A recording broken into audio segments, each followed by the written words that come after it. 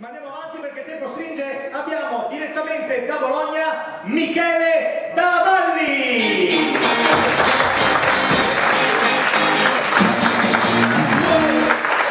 Buonasera, benissimo.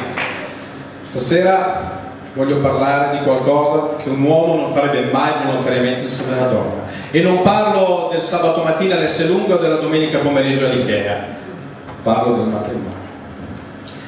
Che l'uomo non fosse adatto a una convivenza di lungo periodo con un essere dell'altro sesso si sapeva fin dall'inizio. Infatti Dio disse ad Adamo: se vuoi posso darti una compagna fedele, leale, che ti sia amante e amica, che ti esalti nei momenti felici e ti sostenga nei momenti tristi. Sappi però che questo ti costerà un braccio e una gamba. E Adamo: e per una cosa mi dai?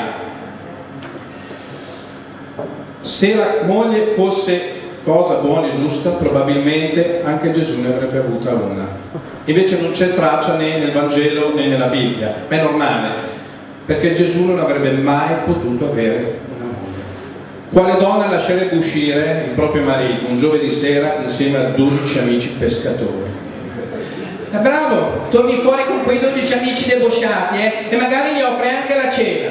Stai tranquilla, è l'ultima. Gesù torna dopo 3 giorni con la faccia di uno che si è dato un po' da fare. Ecco, bravo, 3 giorni fuori, neanche una telefonata, neanche un messaggino, e io chi sono?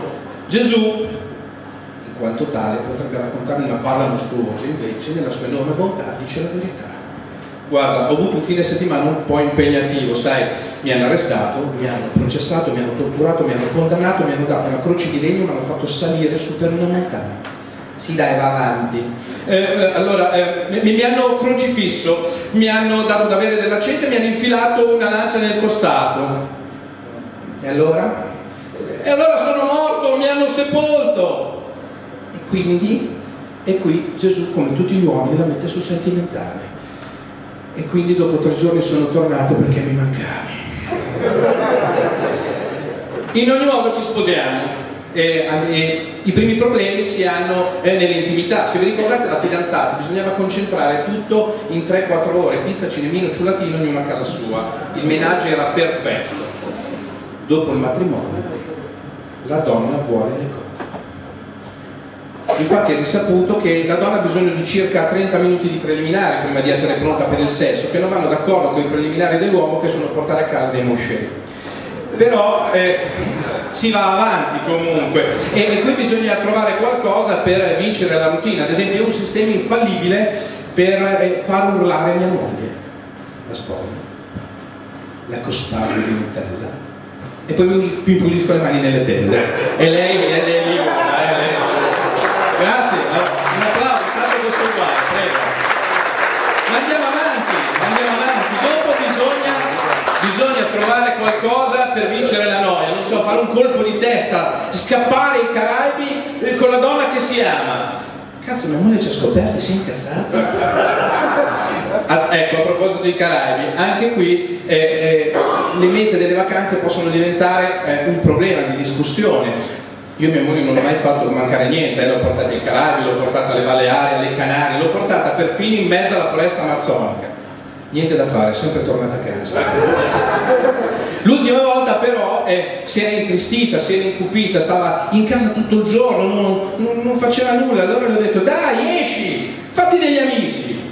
Dopo un mese si faceva anche degli estranei.